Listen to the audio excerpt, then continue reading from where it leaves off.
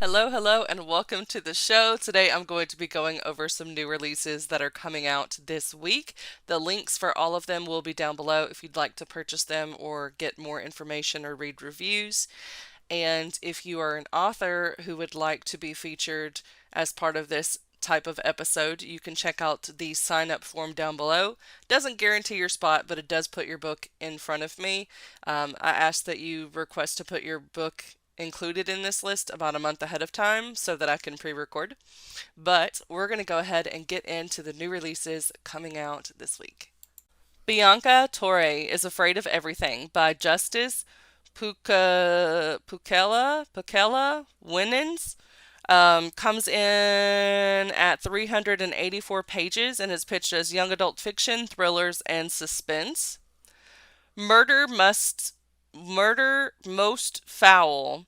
In this sardonic and campy YA thriller, an anxious, introverted, non-binary teen birder somehow finds themselves solving a murder mystery with their neighbor, fellow anime lover, all while falling for a cute girl from the birding group and trying not to get murdered.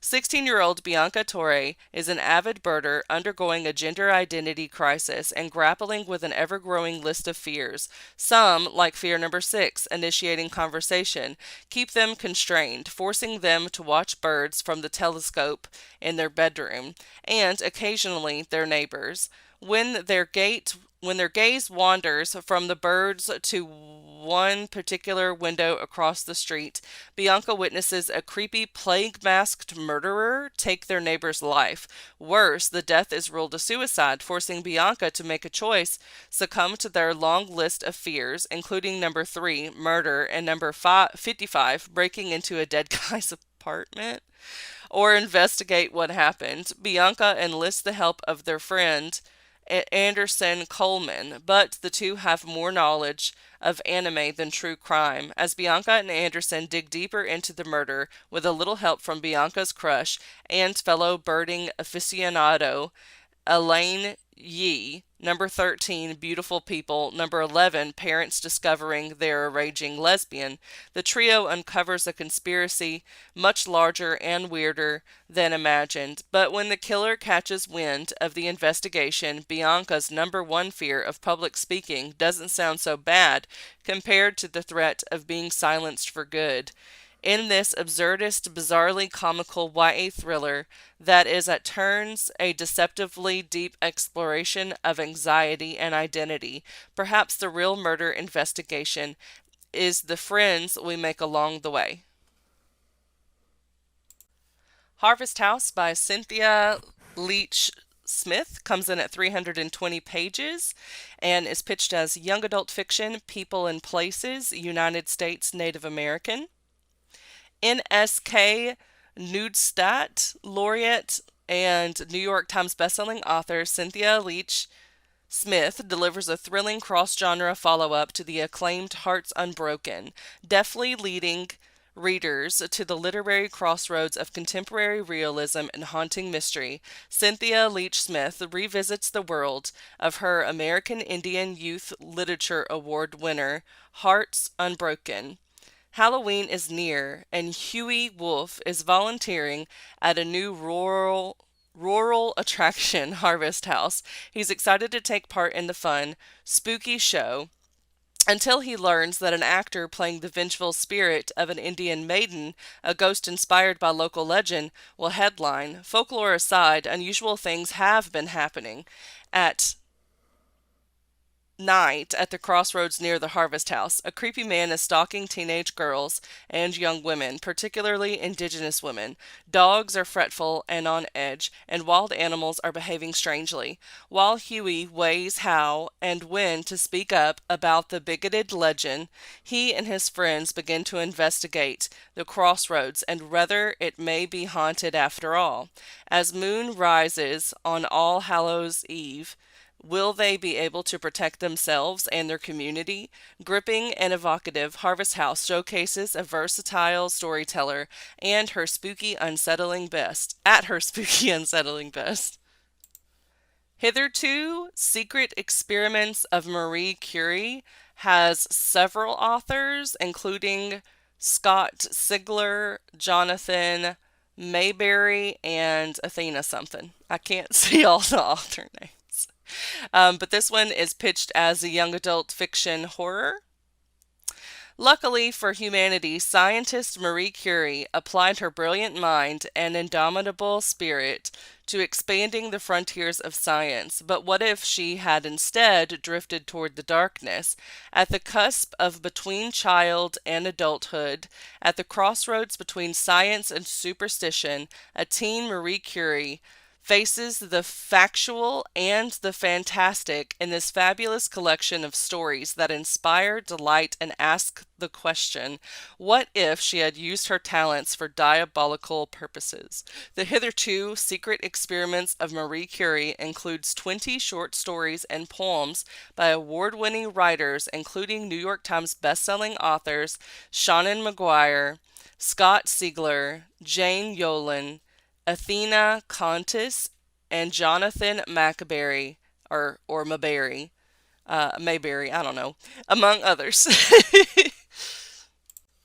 The Little Mermaid Against the Tide by Elle comes in at 320 pages and is pitched as young adult fiction, Mermaids and Mermen, an original novel written by New York Times bestselling author Elle, inspired by Disney upcoming live-action reimagining of The Little Mermaid.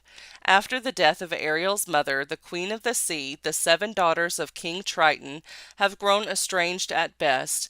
It's been years since Ariel's older sisters have visited home, but this year Coral Moon is fast approaching, and it's a special one for Ariel. Finally 15, she will be dubbed the protector of her very own ocean territory, as is tradition, and her sisters have agreed to visit for the celebration, but the ceremony is halted when Mala, one of the most renowned daughters of Triton, is abducted. The only clue to where she might have been taken is a hastily scribbled seaweed note which says, "What could have saved Mother could save me too." To rescue Mala, Ariel must work together with her siblings, traveling to various seas, outsmarting dangerous ocean creatures, and delving into forbidden waters to find the truth of what happened to their mother. But as Ariel and her sisters begin uncovering new secrets about their family and their kingdom, Ariel will have to face the loss of a mother she never had a chance to know, and discover what it means to be both a good sister and a strong leader. And the clock is ticking, because on the day of the festival, when the moon turns a true shade of coral, her sister will be lost, like her mother, forever. The Making of Yolanda La Bruja by Lorraine Avila comes in at 352 pages and is pitched as young adult fiction, paranormal, occult, and supernatural. Yolanda Alvarez is having a good year. She's starting to feel at home. Julia de Borgas High, her school in the Bronx. She has her very best friend, Victory, and maybe something with Jose, a senior boy she's getting to know. She's confident her initiation into her family's Bruja tradition will happen soon. But then a white boy, the son of a politician, appears at Julia de Borgas High, and his vibes are off, and Yolanda's initiation begins with a series of troubling visions of the violence this boy threatens. How can Yolanda protect her community in a world that doesn't listen? Only with the wisdom and love of her family, friends, and community, and the Bruja Diosas, her ancestors and guides. The Making of Yolanda La Bruja is the book this country, struggling with the plague of gun violence, so desperately needs, but which few could write. Here, Lorraine Avila brings a story born from the intersection of race, justice, education, and spirituality that will capture readers everywhere. Some Desperate Glory by Emily Tesh comes in at 444 pages and is pitched as fiction, science fiction, space opera. With 3-starred reviews and an Indie Next Pick, In-World Fantasy Award winner Emily Tesh's stunning debut novel, The Vorkosagin Saga, meets Gideon the Ninth in the world inspired by Mass Effect. Masterful, audacious storytelling, relentless, unsentimental, a completely wild ride, says Tamsin Moore. Deserves a space on shelves alongside Ursula K. Le Guin And Octavia Butler says Publishers Weekly.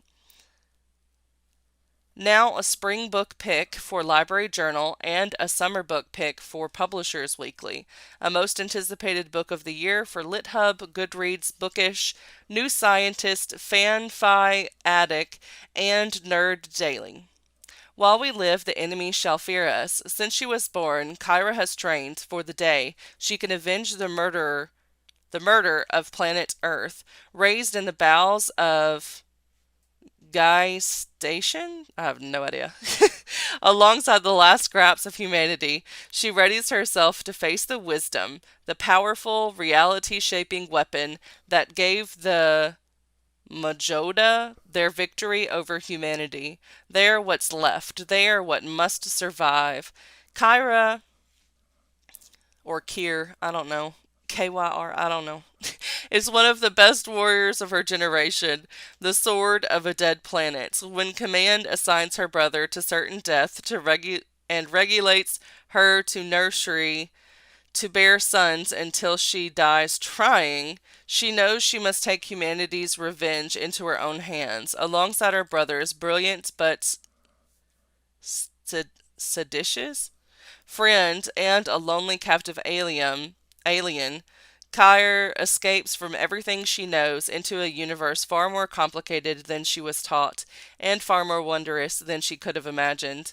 A thrillingly told queer space opera about the wreckage of war, the family you find, and who you must become when every choice is stripped from you. Some Desperate Glory is award-winning author Emily Tesh's highly anticipated debut novel.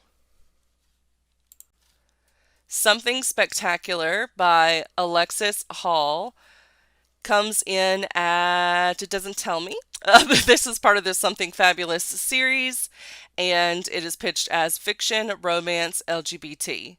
The USA Today best-selling author of Boyfriend Material comes a riotous Regency romp full of art, expensive hats, and a love that is nothing short of spectacular. Peggy Delancey's not at all ready to move on from her former flame, Arabelle Tarleton. But Belle has her own plans for a love match, and she needs Peggy's help to make those plans a reality. Still hung up on her feelings and unable to deny Belle what she wants, Peggy reluctantly agrees to help her woo the famous and flamboyant opera singer Orfello. She certainly doesn't expect to find common ground with the celebrated soprano, but when Peggy and Orfello meet, a whole new flame is ignited that she can't ignore. Peggy finds an immediate kinship with Orfello, who's just as non-conforming as she is, and just as affected by their instant connection. They've never been able to find their place in the world, but as the pair walks the line between friendship, flirtation, and something more, they may just find their place with each other. Untethered Sky by Fonda Lee comes in at 160 pages and is pitched as fiction, fantasy, dragons, and mythical creatures. A young woman forms a tempestuous bond with a gigantic and deadly bird of prey in this epic fantasy fable about the pursuit of obsession at all cost, written by world fantasy award-winning author Fonda Lee. Esther's family was torn apart when a manticore killed her mother and baby brother, leaving her with nothing but her father's painful silence and a single overwhelming need to kill the monster that took her family.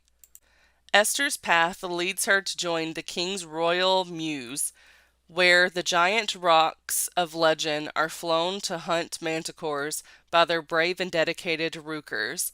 Paired with a fledgling rock named Zahara, Esther finds purpose and acclaim by devoting herself to a calling that demands absolute sacrifice and a creature that will never return her love.